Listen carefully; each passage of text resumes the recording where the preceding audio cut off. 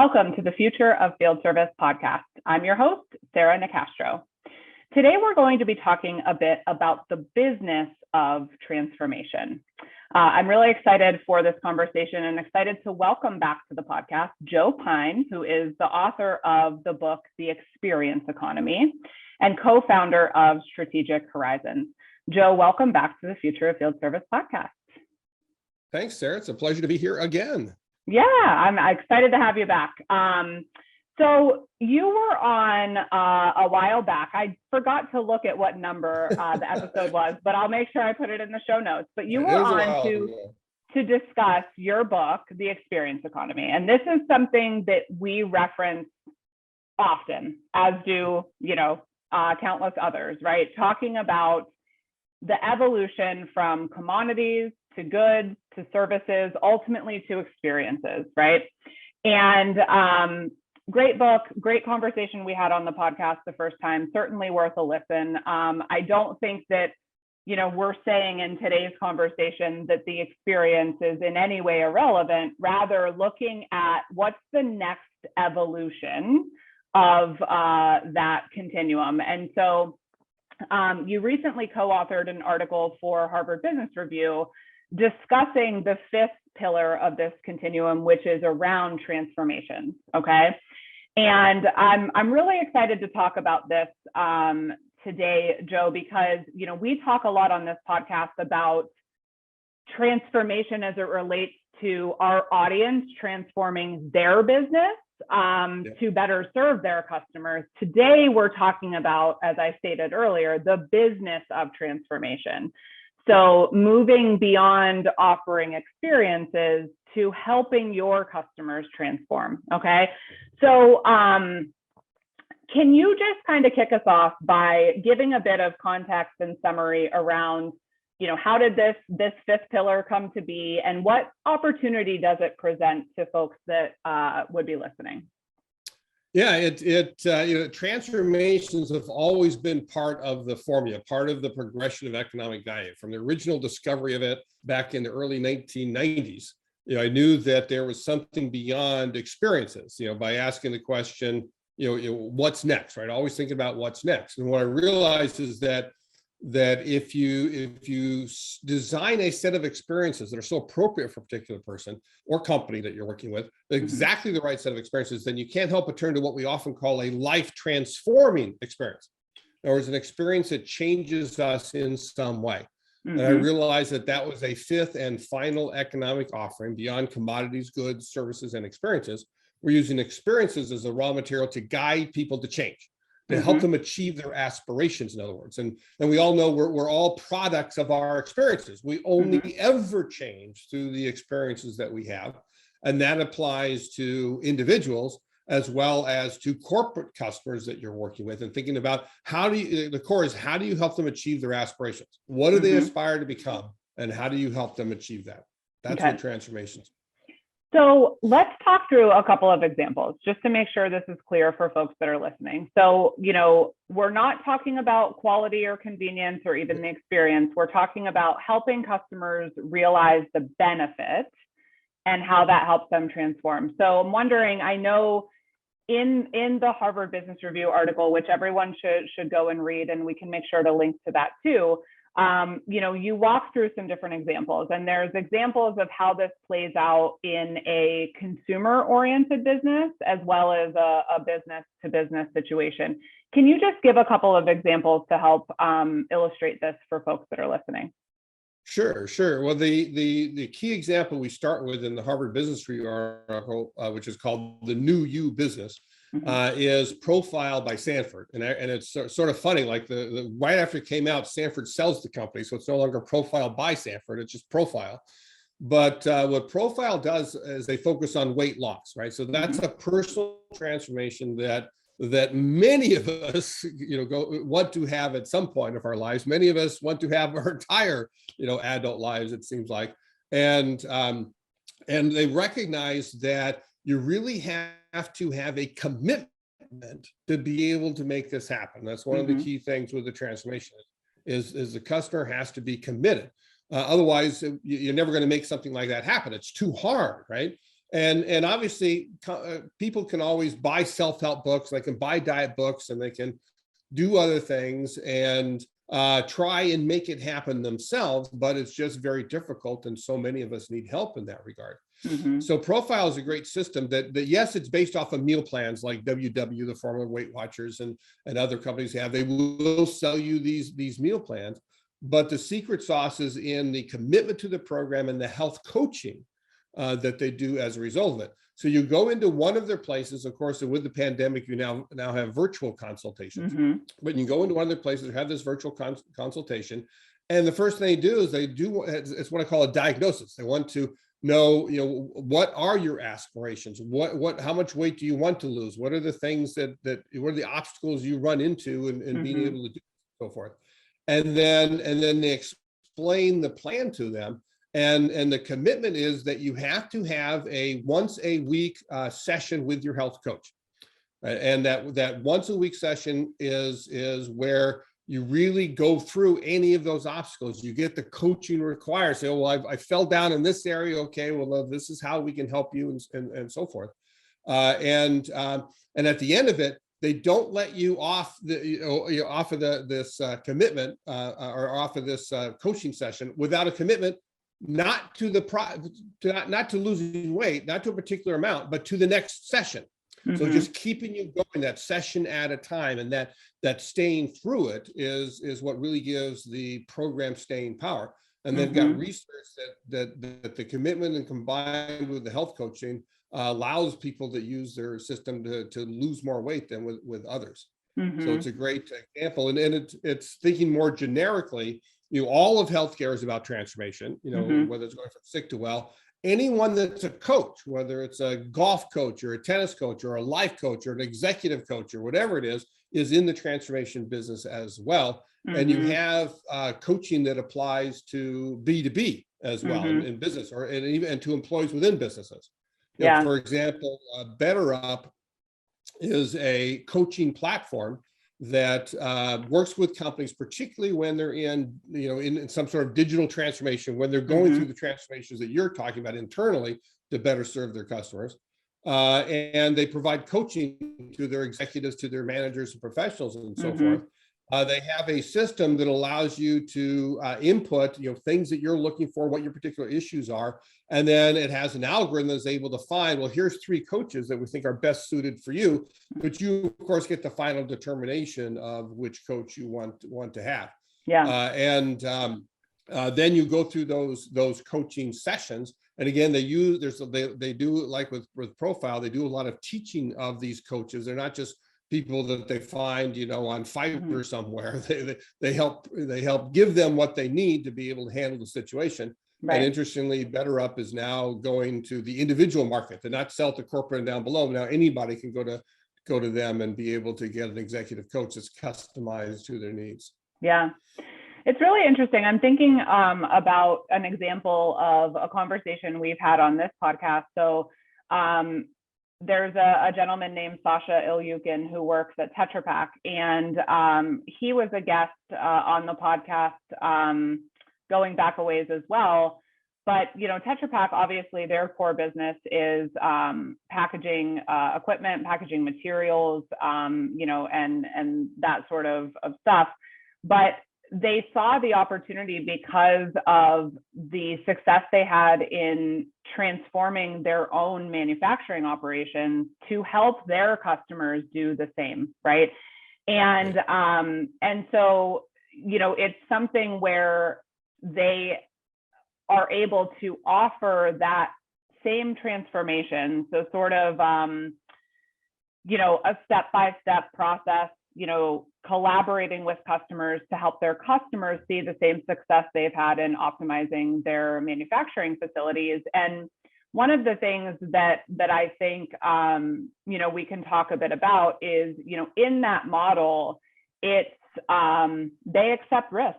It's something where, it's, if we help you achieve this outcome, then right. That's how we make money. And if we don't, we don't, right? And so it leads me to one of the important points here, which is that embracing transformation as a business model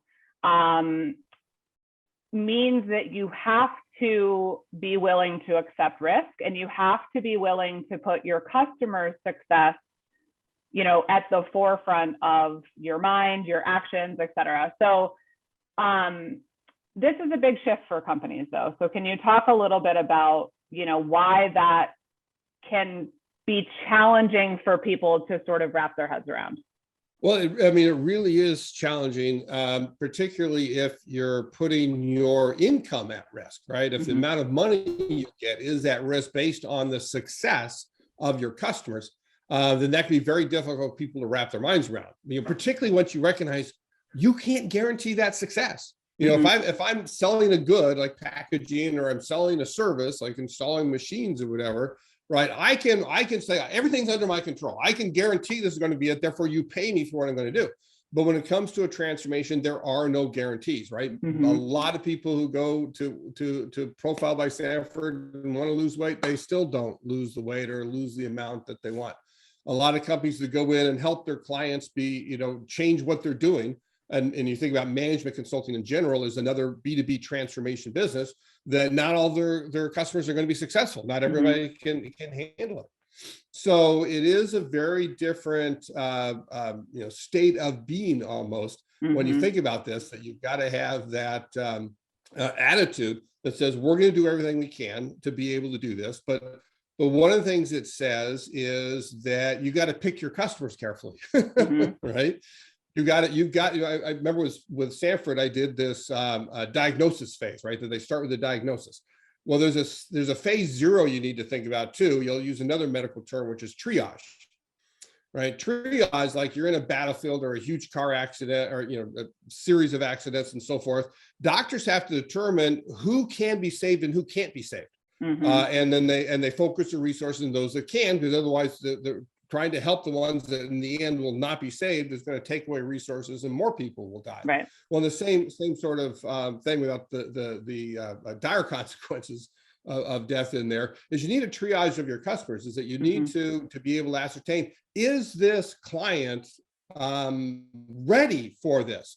Is this client able to achieve the aspirational one? If we do everything we do, are they going to get that success that they're looking for, and therefore we get the payout? And if not, then you can't do it on a risk basis. Right? You've got to make that. You may still say, okay, I'll still work with you, but I'm going to do this, or I'm going to get you to the point where you're ready to do it, and then we'll do it.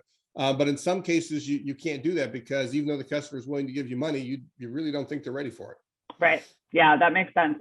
So the other element here is that, this type of evolution relies a lot on the ability to build relationships and to develop trust, right? So talk a little bit about the importance of that here, and how, again, that's far different from the world of commodities, products, more transactional type of relationships. Right. And going from transactional to transformational really does require a high degree of trust. Because when you think about with transformations, you're actually mucking around inside of people, right? Banks talk about a fiduciary responsibility that you have to do to the benefit of the customer. There's a moral responsibility here too, that you do things that are to the benefit of that customer. That we've all heard, I don't know about heard stories, but we've seen movies, for example, where psychologists actually are evil and they do things to their patients to get them to do stuff because they're in that transformation business, they're inside their heads, right? The same way, whether you're working with companies or with consumers, right? You're inside their heads, so to speak, and you've got to gain that level of trust, because they're not going to go out there, they're not going to change based on just what you say, unless they trust you and do it. I know that myself from I do golf coaching, or I take coaching from professionals to try and get better. And there are some where you start and you just don't have that trust. You just don't think that they're doing it a way that's going to help you, and then there's nothing you can do. It's not going to work. You got to gain that trust. That's one of the first things that when you get in with the customer that you need to work on, is show that you're trustworthy, show that you have their best interests in heart, as opposed to just wanting to, make money from them. The other thing I'm thinking about, Joe, is, we've talked quite a bit on here about sort of the progression to delivering outcomes, right? And so it's not dissimilar. I think this is taking it a step further in ensuring the impact of those outcomes, right? And so, but I think one of the things that happens within our audience is there's sort of a limiting view around what we mean when we say outcomes, right? And so I had a gentleman on from Philips. He's no longer at Philips. He's with a different organization, but Chris Lafrada. And the title of that episode was, is your view of outcomes-based service limiting your success? Because I think, tying that into this and what you say in this article is, thinking about it a couple steps further in terms of not just how you deliver the outcomes, but how you work with a customer to enable those outcomes to change their business, their situation, their needs, et cetera. So it's a really interesting conversation. Now, in the article, you talk about 3 steps to defining transformation. Can you just quickly touch on those? Sure. And first is that you need to ascertain the jobs to be done. Mm-hmm. Right? Jobs to be done theory has been around now for quite a while. I mean, its origins are in the 1960s, in fact, but it's understanding what are your customers hiring you to do?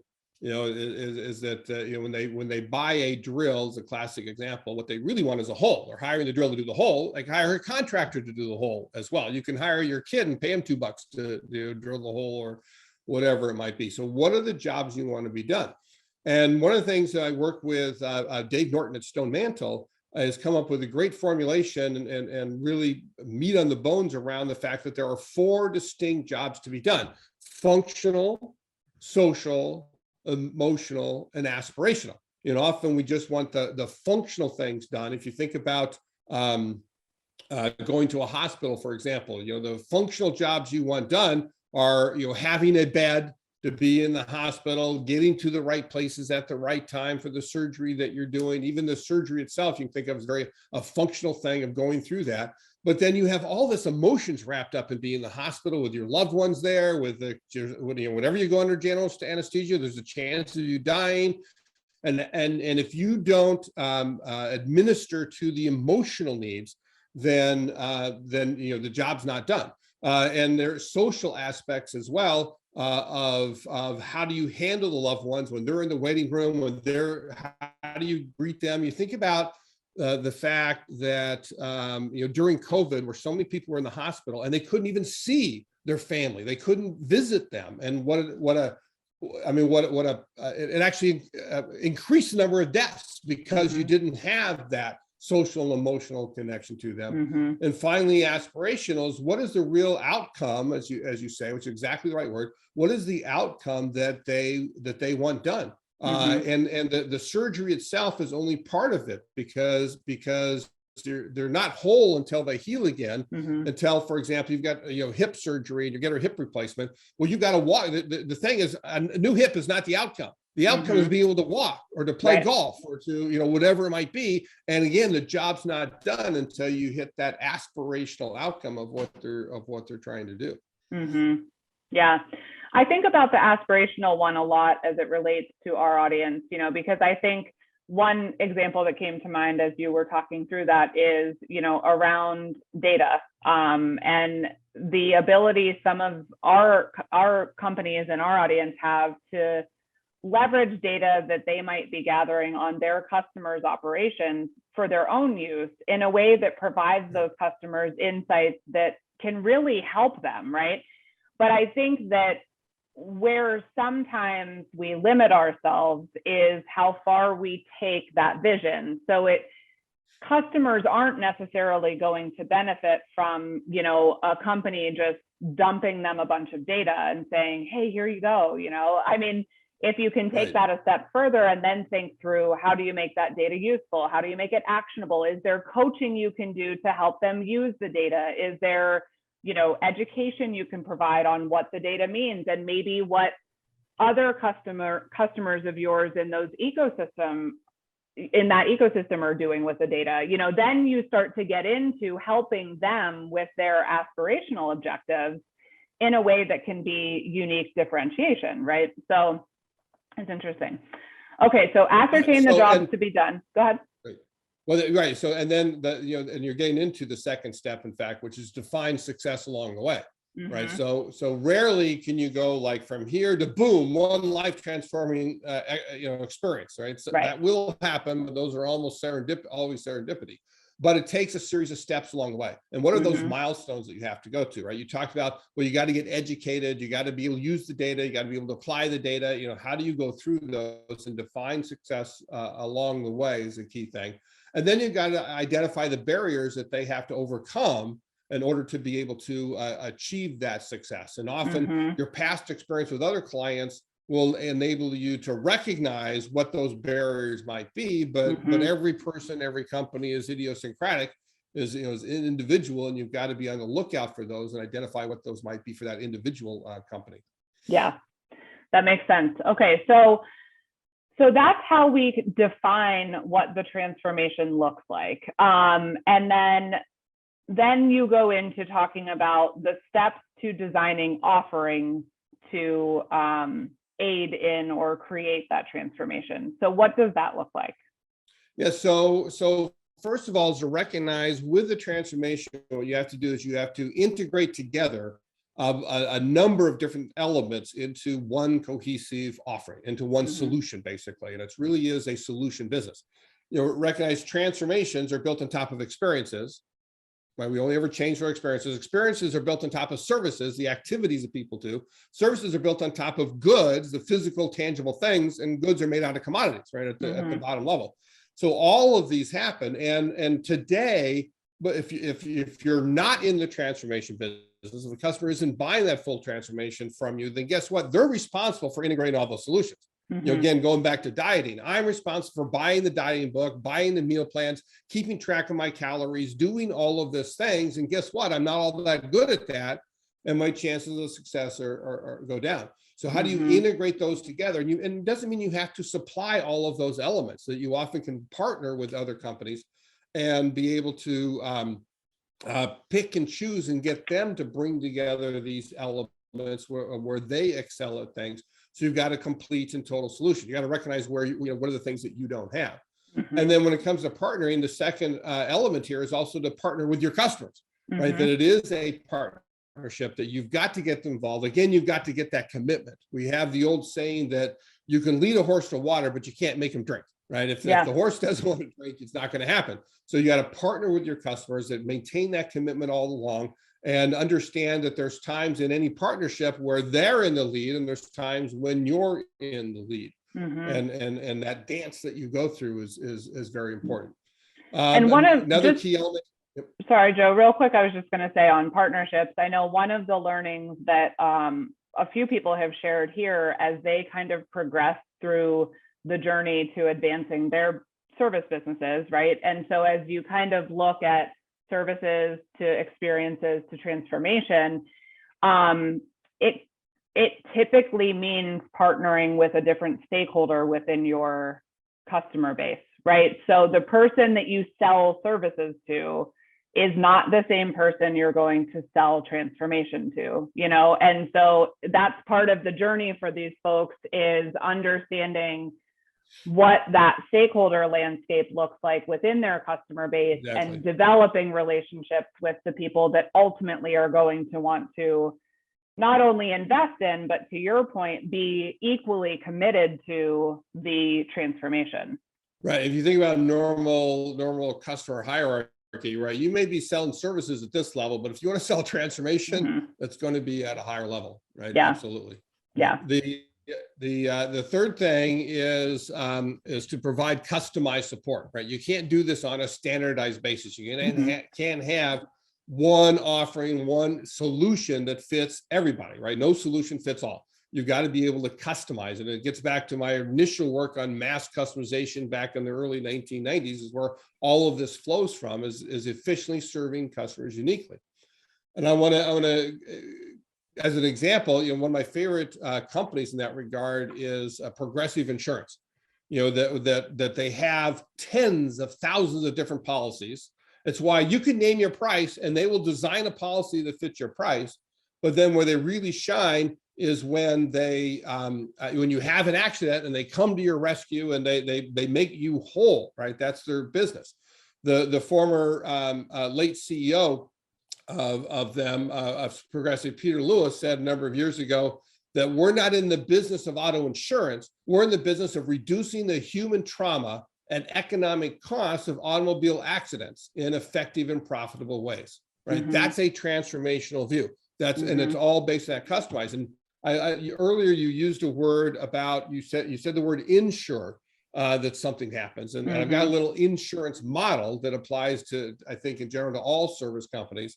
Is insure, if you look at the definition, it means something bad happens, we pay you money, right? That's the service level, right? And yeah, okay, something bad happens, we pay you money, we got to do that. Assure is what Progressive really focuses on, is when something bad happens, we make you feel better, right? That's handling the functional job of pay you money, emotional and social jobs of assuring you, making you feel better. But that aspirational job of bringing you back to whole is ensure.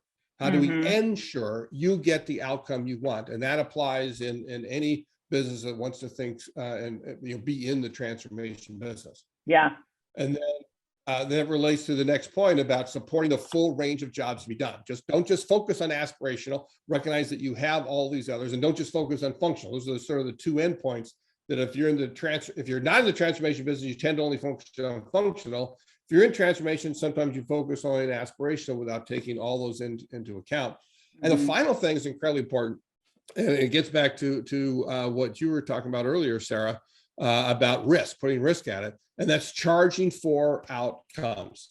Right? What people hire you for transformation, they want an outcome. And it doesn't matter the goods and the services you provide, doesn't matter the experiences they have, unless they get the outcome they desire. And so you need to make, as a company, your income dependent on your customer's outcome. You need to charge for demonstrated outcomes that your customers achieve. And that's the one thing, when we first said that back in 1999, we were sort of thought crazy regarding that. And now you see it happening more and more all over the place, where companies are able to actually charge for that outcome. So they put a risk at, because they know that's what it's really all about, bottom line. Yeah, agree. Are there any other examples, Joe, that you would point to as those who are embracing this next pillar of the evolution and doing it well? Well, one set of companies I've done a lot of work with over the last 20 years is in healthcare, particularly with hospitals. And one of the core reasons is that research shows that the better the patient experience, the better the outcome. And so there's a lot of companies are focused on that. And I've worked with them through a consulting company in particular itself called Horizon Studio that did actually charge for demonstrated outcomes. So I'll use them as a mini example in here, is that when I worked with Horizon, we gave what we call a 25% transformation guarantee. That 25% of our fees were completely at the client's discretion. They could pay all of it or they could pay none of it based on whether Horizon did what we said we would do. They got out of it the outcome that they said they wanted. Some consulting companies will say, well, let's give us a percent of market cap or give us a percent of cost reduction. We just made it totally at their discretion. And all the years we was in business, only had 2 clients that ever did not pay at all. And so we worked to make them whole. We did additional work to make that happen. But one of the companies that we work with is Heartland Healthcare in St. Joseph, Missouri. And so there's a small hospital system centered around St. Joseph. And what we came up with them is what is your purpose? What is your raison d'etre, right? Why do you exist? And they decided that what they're all about is live life well, right? That became the organizing principle, the theme, the purpose of the organization, that they want their patients to live life well. And not just their patients, they want the community that they reside in. They want everybody to live life well. So they got to get more involved in the community. They want their employees to live life well, so they have the wherewithal to help their patients and community live life well and so forth. And so completely changed it. They recognize that They're no longer in the healthcare business. They said, we're in the life care business. They changed the name from Heartland to Mosaic. So instead of Heartland Healthcare, it's Mosaic Life Care. They completely redesigned their patient offices to be able to be warm, welcoming places that fit in with Live Life Well. They added coaching and other things that they do. And they really began to think transformationally about how do we transform our patients, community, our employees so that they live life well. Very cool. And so one of the final points I want to make sure we touch on is, just about every company that I have on the podcast, they're looking for ways to differentiate. They're looking for ways to differentiate what they do from what any of the competitions do. And one of the strengths of the transformations business is that it provides value that is very, very hard for others to imitate. Yes. So how increasingly important do you see this becoming over the next couple of years, and why? Well, I think it'll be a longer time frame before it becomes generally accepted to be transformations. But as you exactly say, is that business competition is a search for differentiation. If you're not differentiated, then you'll become commoditized, right? And for my entire career of helping companies, my bogeyman is always commoditization, right? You'll become, you don't do this, you'll be commoditized. And that's the case here as well. I've said that long about goods and services are becoming mere commodities. So you have to stage experiences. Well, if you're in a business where customers are really looking for outcomes, and here I'll assert that applies to all B2B companies. Even if you're selling physical goods to other companies, no company wants your goods, right? Because they like the goods. They're a means to an end, right? You need to sell the end rather than the means. And that's the reason why you need to, one of the techniques we talk about in the articles is the old TQM technique of ask 5 whys. Applies not just to when something goes wrong, it applies to what does your customer want? We want to buy this. Why? Well, because of it. Why? Until you get down to the core reason. Now, how can you help them achieve that core reason? That aspiration. And that's what will give you differentiation. That's what will allow you to escape the commoditization trap.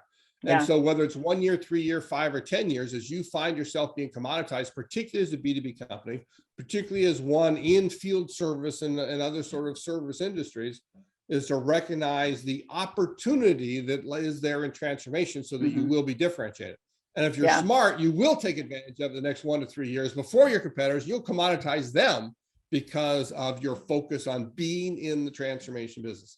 Yeah, I think that's a really good point. And, another thing I would say, especially to your comment, you think it'll be sort of a longer transition, this also it doesn't have to be a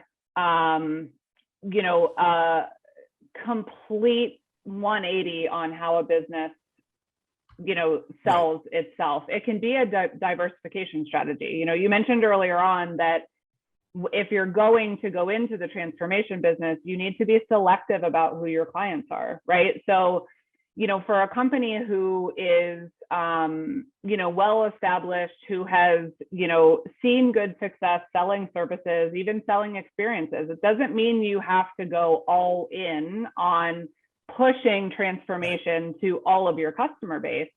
Right. But looking at the opportunity of, those clients who you feel would be, a really good fit, would have interest, would be committed, it can give you an opportunity in the short term to really, test this out and learn more about how it could work, and just, get some good experience with it so that you can get ahead of the game. So I think that's, oftentimes we think in absolutes, right? And it doesn't have to be, okay, today we're a service business or an experience business. Right. Tomorrow we're transitioning to a transformation business. It can be, hey, let's start dabbling in this. Let's start, picking some select customers to work with and shape this out and learn from, et cetera. So really cool stuff, Joe. I mean, I think it's a great article. Like I said, I'll make sure it's linked. I'll make sure the earlier podcast is linked as well. Any final thoughts that you would want to share with our listeners? Well, I think, I love what you just said, Sarah, about you can start small, you can start with certain clients and do that. But eventually the key thing is to recognize what business you're really in. Right. I think, first of all, but you can shift from services to experiences for all of your clients. Like even if you are delivering day-to-day services, well, the key with the experiences is how you go about doing what you do. Right. That turns any mundane interaction into an engaging encounter. And then transformations, thinking about why your customers want those. And so that movement from what we do to how we do it to why our customer wants it, and focusing on them and recognize that it really is becoming customer centric, right? In order to be able to affect this is an important thing in recognizing how you can benefit from transformations. Yeah, I like that. So if services are the what and experience is the how, then transformation is the why. And I think that can really help organizations sort of map, what this looks like for their customer base, right? And start thinking about it in terms of, a 1, 3, 5, 10-year strategy, right? Really, really good. All right, Joe, where can folks find you if they want to look at the book or, like I said, I'll put the links to the Harvard Business Review article. Yep, and I'll mention that we actually, originally came out with the book in 1999, but we released it for the third time in 2020. You can find that easily on Amazon, Barnes & Noble, anywhere. You can find me on LinkedIn if you want, and on Twitter at Joe Pine. And then our website is strategichorizons.com, Strategic Horizons with an S.com. And there's information on me, our books, our certification classes, our on-stage frontline training program, and everything else. Excellent. All right, awesome, Joe. Well, thanks for coming back. I appreciate you being here. Thank you, Sarah. I appreciate the opportunity.